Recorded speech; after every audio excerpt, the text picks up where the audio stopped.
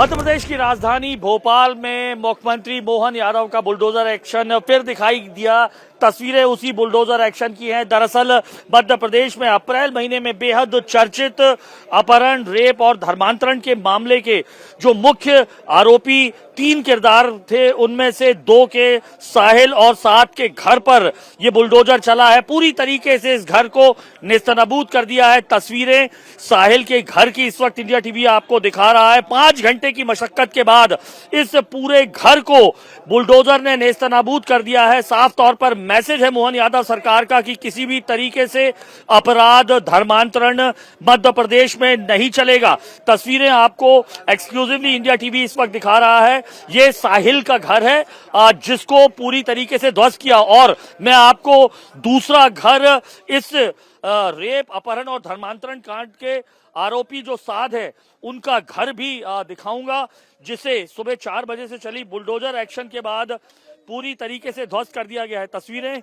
इस वक्त आप ये 7 के घर की देख सकते हैं, जिसे पूरी तरीके से ध्वस्त कर दिया गया है।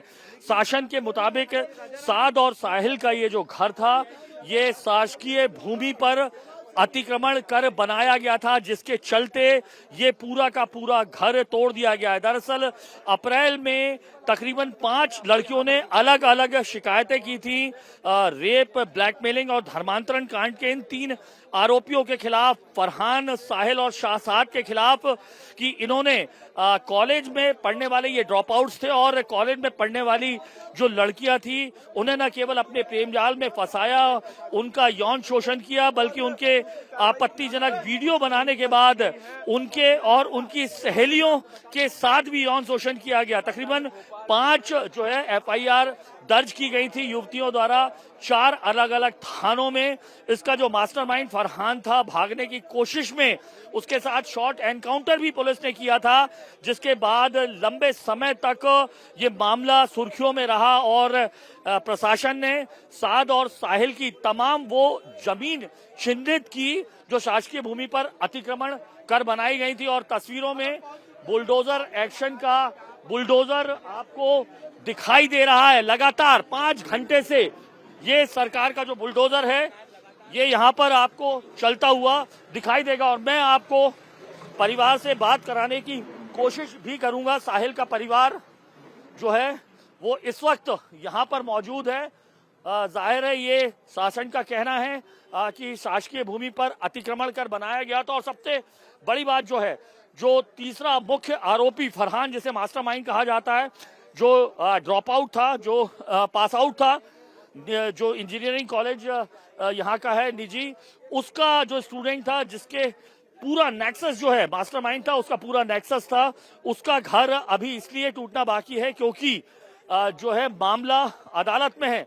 और तस्वीरें आप साफ तौर पर देख सकते हैं उसी घर की हैं, जिसे पूरी तरीके से नेस्तनाबूद कर दिया है। साफ तौर पर मध्य प्रदेश के मुख्यमंत्री मोहन यादव का ये साफ मैसेज है तमाम अपराधियों का, और उनके हिसाब से चाहे लैंड जिहाद हो, लव जिहाद हो।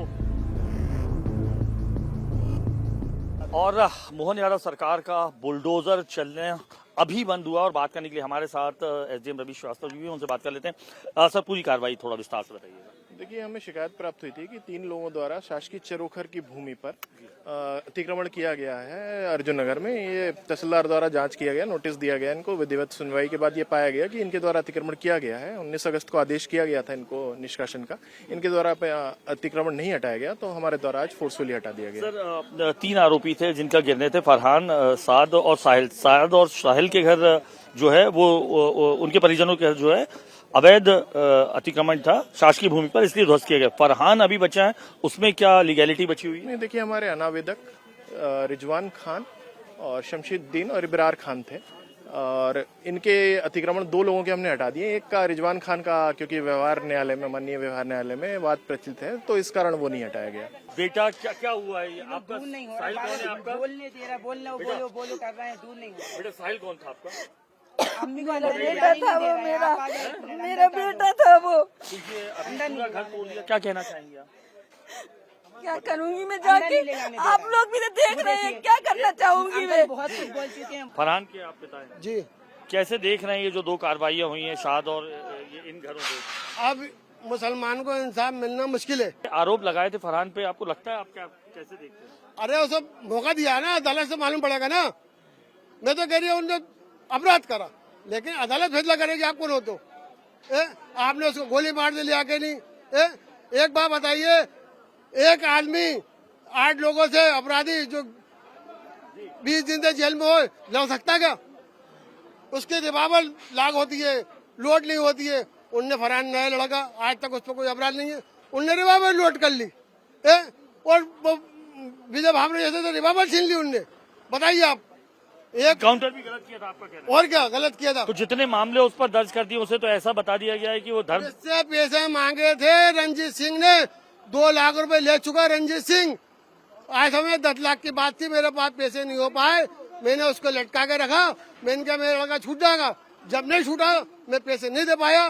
फरहान की बात कर रहे हैं? हाँ, फरहान की बात करें, उसके बाद उन्होंने केस लगाया। तो ये दोनों कार्रवाई भी गलत हो रही है बिल्कुल। आप लोगों ने कोर्ट में गए थे, बताइए। हाँ, मैं कोर्ट में गया था। फिर कैसे देखना है इस कार्रवाई को? इस कार्रवाई को देख रहे हैं कि हमें इंसाफ नहीं मिलेगा।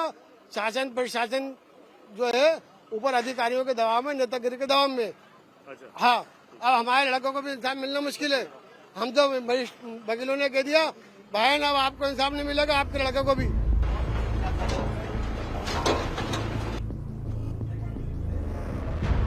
जो इस मामले का मास्टरमाइंड फरहान था, तस्वीरें उसके इस भव्य घर की अगर आपको मैं तस्वीरों में दिखाऊं तो 2 मंजिला घर है, जबकि इसके आसपास के घर अगर आपको मैं दिखाऊं तो समझ में आएगा ये एक झुग्गी बस्ती का इलाका है। शासकीय जो भूमि पर बना हुआ है, किस तरीके से कच्चे मकान है, लेकिन इसकी भव्यता देखकर समझा जा सकता है। जिस तरीके की बातें निकल कर आई हैं कि फरहान जिस प्रकार के धंधों में लिप्त था, जिस धंधों में लिप्त होने के कारण वो कॉलेज की जो मासूम लड़कियां हैं उन्हें प्रेम जाल में फंसाकर, जो FIR के मुताबिक फंसाकर न केवल उनका यौन शोषण करता था बल्कि उनके वीडियोस के सहारे दूसरी लड़कियों को भी प्रेम जाल में फंसाकर धर्मांतरण के लिए मजबूर करता था। उस फरहान का ये 3 मंजिला, बल्कि कहूं तो गलत नहीं होगा, 3 मंजिला ये घर है। इस पर कार्रवाई होना इसलिए बाकी है क्योंकि मामला कोर्ट में अभी पेंडिंग है। 11 बजे तक का समय जो न्यायालय ने है वो इस परिवार पर दिया है। 11 बजे तक उन्हें बताना है कि दरअसल ये जो प्रशासन का आरोप है कि शासकीय भूमि पर बना हुआ ये 3 मंजिला मकान है, जो 2 घर गिराए गए हैं शाद और साहिल के, प्रशासन ने वो अवैध अतिक्रमण की कार्रवाई के तहत, चूंकि शासकीय भूमि पर बना हुआ है, इस कार्रवाई के तहत बनाए हैं। फरहान का ये घर भी शासकीय भूमि पर अतिक्रमण करके बनाया गया है। इसको लेकर परिवार कोर्ट में मौजूद है, जो अभी चल रहा है। 11 बजे की कार्रवाई के बाद इसे तोड़ा जाना एक तरीके से माना जाए तो सुनिश्चित है। घर आप देख सकते हैं, ये बहुत पिछड़ा इलाका है, संवेदनशील इलाका है, जिस पर सुबह 4 बजे से लगातार कार्रवाई चल रही है। छोटे छोटे घर बने हुए हैं, लेकिन इसकी भव्यता को देखकर, ये जो घर है आपको 3 मंजिला घर, इसको देखकर अंदाजा लगाया जा सकता है। आप देखें किस तरीके की सीढ़ियां बाकायदा यहाँ पर बनी हुई हैं और एक तरीके से लेविश लाइफस्टाइल उसकी यहाँ पर जरूर थी। मैं तस्वीरों में आपको यहाँ पर ये पूरा घर दिखाता हूँ, जिसे शासन जो है नेस्तनाबूद करने की तैयारी में है। 11 बजे तक जो नोटिस है वो दिया जाना है। आपको अगर मैं घर की तस्वीर ये पूरी दिखाता हूँ, ये घर पूरी तरीके से शानदार ढंग से बना हुआ था। माना जाता है कि इसको भी जल्द अज जल्द जो है वो प्रशासन गिराने की कार्रवाई करेगा। तस्वीरों में लगातार आपको इंडिया टीवी दिखा रहा है, 2 घरों को नेस्तनाबूद किया जा चुका है। ये घर अभी पूरी तरीके से खाली है। परिवार के तमाम जो लोग हैं उन्हें यहाँ से निकाला गया है। झुग्गी बस्ती का ये इलाका है, उसके बावजूद शानदार फर्श से लेकर आप किचन देख सकते हैं। इनकम का साधन नहीं था, कहते हैं गाड़ियों के जो सेकेंड हैंड गाड़ियां हैं उनकी बिक्री का व्यापार था। और कॉलेज में चूंकि पढ़ते हुए, इंजीनियरिंग कॉलेज में जो पढ़ते हुए, निजी ये जो कॉलेज है वहाँ पढ़ते हुए जो तमाम मासूम छात्राएं थीं जो वहाँ की पढ़ रही थीं, उनके साथ उन्हें प्रेम जाल में फंसाकर जो FIR में दर्ज है, तकरीबन 5 लड़कियों ने 4 अलग अलग थानों में जो है FIR दर्ज कराई है, जिसके बाद ये माना जा रहा है कि जो कार्रवाई थी वो लगातार जारी रहनी थी और अब ये कार्रवाई खात्मे की ओर है। 11 बजे तक माना जा रहा है कि 11 बजे तक जो डिसीजन है वो कोर्ट के सामने उनको देना है और उसके बाद जो है ये पूरी जो बिल्डिंग है उसे भी गिराने की कार्रवाई की जाएगी। दोनों तरफ ये आप अगर देखेंगे इस तरीके से नोटिस चस्पा किए गए हैं।